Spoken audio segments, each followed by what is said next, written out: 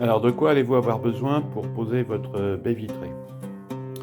Hormis la baie vitrée elle-même, il va vous falloir faire le gabarit. Il va falloir tracer. Moi, pour tracer, je prends le gabarit et je trace au crayon de menuisier, crayon assez gras qui marque bien. Ensuite, vous entourez avec du gaffeur. Moi, j'ai pris du gaffeur orange, au moins je suis sûr de bien voir. Je reprends les lignes tracées au crayon. Je définis les angles, etc. Ensuite, pour la découpe, il va vous falloir une scie sauteuse. Moi, j'ai ma petite Bosch qui va très bien. Il va vous falloir également, pour diverses choses, il va vous falloir une visseuse, des visseuses, des forêts qui m'ont servi. Alors, le petit à pré-percer le bois du contre-cadre et le gros qui me sert à faire le premier trou pour engager ma lame de scie sauteuse. Ensuite, il va vous falloir de quoi mesurer, un mètre, un réglet éventuellement. Il va vous falloir un niveau également pour bien contrôler que ce que vous avez fait est droit. Mais après, sur un fourgon, droit par rapport à quoi? C'est toujours la question. Pour la fabrication, pour maintenir les pièces, il vous faut des serre-joints, du scotch de masquage qui vous servira pour quand vous allez appliquer votre baie vitrée, que vous aurez mis du joint à l'intérieur pour éviter que ça déborde de trop, ça vous fera moins de nettoyage. Des vis autoforeuses plus longues que celles d'origine parce qu'elles sont vraiment très courtes et on n'arrive pas bien à prendre. Enfin bon, voilà. Donc moi j'ai pris du 3,8 par 32, je crois, voilà. Et qu'est-ce qu'il va vous falloir encore? Du Sika. Alors moi je fais ça au Sika 710 TX. C'est un élastomère de chez Sika qui reste toujours bien élastique et prend bien les déformations de la carrosserie. Voilà, je crois que je vous ai tout dit. Après, il faut oser se lancer. Et en fin de compte, ça se fait relativement bien puisque pour la première fenêtre sur le van Toyota Pro S, on a dû mettre 3 heures, je crois, tout compris, nettoyage, rangement, etc. Voilà. Alors, la première chose à faire un gabarit en posant la fenêtre sur son envers. Et j'ai tracé les contours au crayon papier. Puis après, j'ai fait une découpe. En reposant la découpe ensuite sur la fenêtre posée sur son endroit, je vérifie que la découpe est bonne, en sachant que quand le gabarit sera appliqué sur le fourgon pour tracer sur la tôle, je serai à l'extérieur des traits, ce qui me donnera à peu près 1,5 mm de marge pour entrer la fenêtre. Alors la fenêtre, c'est une Carbest RW Motion 350 de largeur par 600 de longueur. Voilà. Quand vous appelez les fournisseurs, ils vous disent que les dimensions données sont les dimensions de découpe.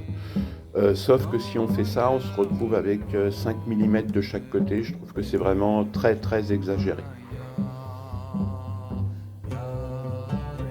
Alors ensuite, dans les travaux préparatoires, il va falloir penser à faire le contre-cadre d'un minimum de 30 mm d'épaisseur.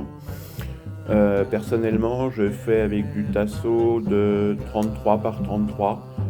Ça, c'est la deuxième fenêtre qui va être montée sur mon fourgon et ça s'est très bien passé à la première, donc je reste sur cette solution. Je vais donc fabriquer un cadre en tasseau de 33-33 qui viendra faire le contre-cadre. Donc pour tous les travaux faits sur la pose de la baie vitrée, pour toutes les découpes, j'utilise ma petite scie sauteuse Bosch. Et même pour le contre-cadre en bois, je fais tout avec des lames métal qui font une découpe beaucoup plus fine. Au départ, j'avais voulu faire avec une scie sauteuse Parkside, mais qui manque vraiment de précision. Donc j'ai réinvesti, ça vaut dans les 60 €, et franchement, quand on découpe la carrosserie, on est beaucoup plus sûr de soi. Voilà, donc la découpe du contre-cadre est faite, ça rentre bien, il y a un tout petit peu de jeu, juste assez pour passer la fenêtre quand le contre-cadre sera fixé à l'intérieur. Il n'y a plus qu'à l'assembler. Donc pour l'assembler, c'est visser, coller. Voilà, le contre-cadre est assemblé, donc avec de la vis, de la grosse vis. Ça risque pas de bouger, mais bon, voilà. Voilà avec quoi c'est fait. C'est de la, je crois, 45 par 4. Toujours dans les travaux préparatoires, ce que je conseillerais, c'est de faire un gabarit également du cadre aluminium intérieur, celui qui va venir par vissage presser votre fenêtre par l'intermédiaire du contre-cadre. Pourquoi ? Parce que quand vous allez refaire l'habillage de votre fourgon à l'endroit de la fenêtre, vous serez bien content d'avoir les dimensions du cadre qu'il va vous falloir contourner.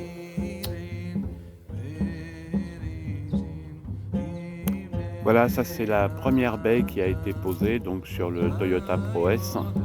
Là j'ai fait le choix d'en poser une seconde de l'autre côté, puisque juste contre la porte il y a un petit meuble où j'ai mon réchaud et ça dégage pas mal de vapeur, donc pour aérer je vais poser cette seconde baie vitrée.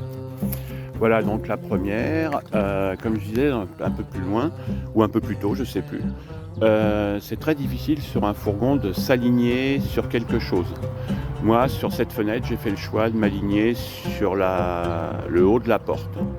Parce que s'aligner sur le rail, c'est pas droit. Il n'y a rien qui est droit en fait sur un fourgon, il y a toujours des courbes. Après, c'est à vous de choisir par rapport à quoi vous voulez être droit. Bon, et bien voilà, on attaque les choses sérieuses. J'ai tracé à l'aide du gabarit au crayon gras la forme sur le fourgon. Et j'ai tout masqué au plus près des traits avec du gaffeur orange pour bien le repérer. J'ai percé les trous qui vont me servir à entrer la lame. Et là, je vais attaquer la découpe. Et bien voilà, c'est fait. Alors donc 10 minutes plus tard, la découpe est faite. On va juste maintenant tester, voir si la fenêtre rentre correctement. Voilà, la découpe est bonne, la fenêtre est rentrée, il y a très peu de jeu, juste le jeu nécessaire pour la faire rentrer sans que ça frotte. Maintenant, il va falloir préparer la tôle, à savoir limer un peu pour enlever les bavures et mettre un anti-rouille. Personnellement, je mets du Frametto. Donc voilà, nous voici à l'intérieur du fourgon. Maintenant, il faut préparer l'intérieur. Faites pas comme moi, ne faites pas tout à l'envers. Je n'avais pas prévu de mettre 2 fenêtres, donc j'avais déjà habillé cette porte. Il me faut retirer, je ne sais pas si on voit bien avec le contre-jour, l'armaflex au moins à l'endroit du contre-cadre. Et supprimer ces montants de carrosserie qui restent de la découpe. Voilà ces petits montants ici que je vais couper avec ma copine, la meuleuse. Bon voilà, la fenêtre est en place avec son contre-cadre. Pour l'instant, ça tient avec des serre-joints. J'ai pas envie de retrouver la fenêtre par terre. Quoi dire j'ai vérifié les jeux qui sont vraiment minimes. Il n'y a vraiment pas grand-chose, juste ce qu'il faut pour que le mastic passe. Donc ça, de ce côté-là, c'est très satisfaisant. Voilà.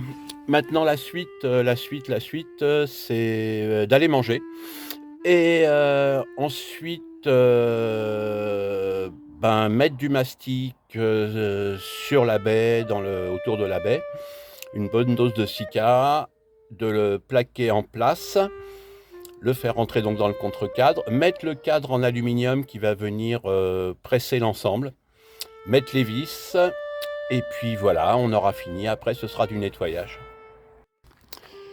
Voilà, le contre-cadre est en place, il est fixé. Ce qui est bien pratique en fait pour éviter de sans arrêt de déranger quelqu'un. Moi, je mets des petites vis à travers la tôle avec bien sûr du Frametto pour fixer le cadre.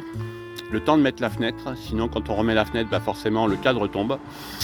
Malgré le mastic qui forcément ne sera pas sec. Voilà, donc la suite au prochain épisode. Bon, désolé, je vous ai loupé une petite partie. Voilà, la fenêtre est posée. Oui, j'ai eu un petit souci technique. La fenêtre est posée, vous pouvez voir que le joint est bien ressorti partout, et c'est là l'intérêt de faire le tour en scotch de masquage. Ça va éviter beaucoup de nettoyage.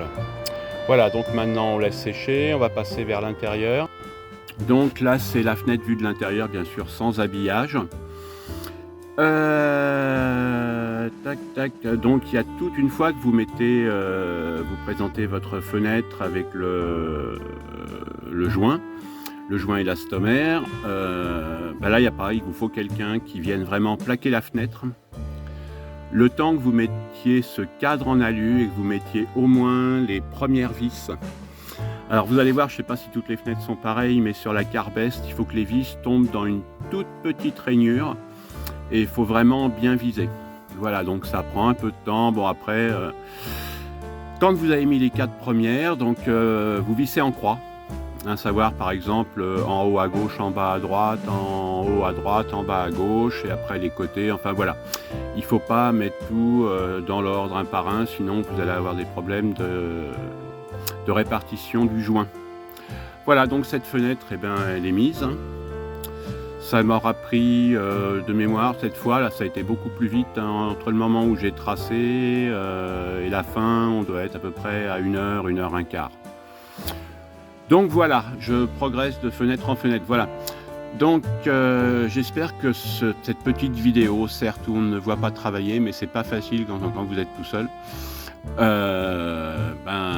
vous aura rendu service, vous donnera quelques solutions si vous vous posez des questions. Et pour ma part, il me reste juste à refaire l'habillage autour de la fenêtre. Voilà, je vous souhaite à tous de bons séjours en van. Au revoir.